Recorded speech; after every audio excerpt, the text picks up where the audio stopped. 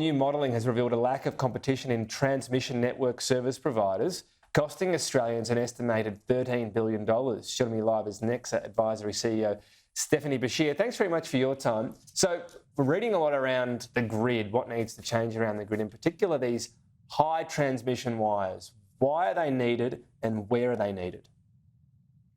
Well, thank you for having me. It's a pleasure to be here this morning. Of course, we are right now going through a major infrastructure build-out in Australia. It's a once in a lifetime, really. And the transmission lines that we have at the moment have served us very well.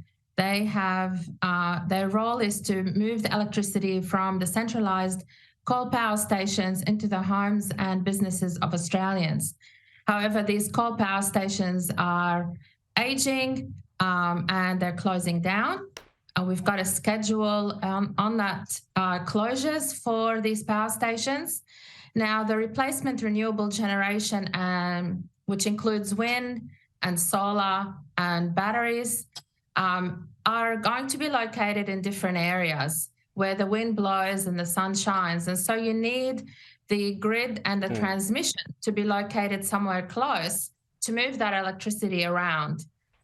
It's a really big infrastructure build out for Australia. Yeah. And while there are a lot of challenges, there's a lot of opportunities as well.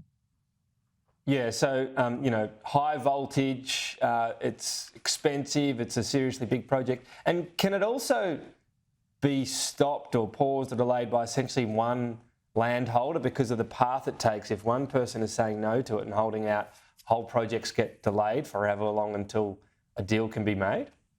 Yeah, that's a very good point, actually. There are two key things that are really causing the delays of this, of the transmission or the high voltage power lines to be built.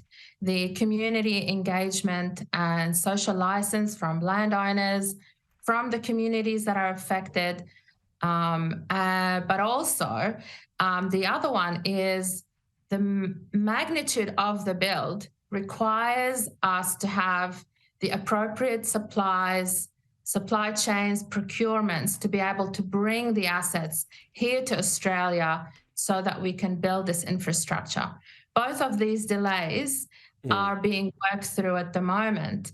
And where our report comes in is really addressing the second delay, which is about, because we are needing to build these tens of thousands of kilometres of transmission, we currently have about 4 or 5 regulated monopoly networks in Australia that manage these transmission lines.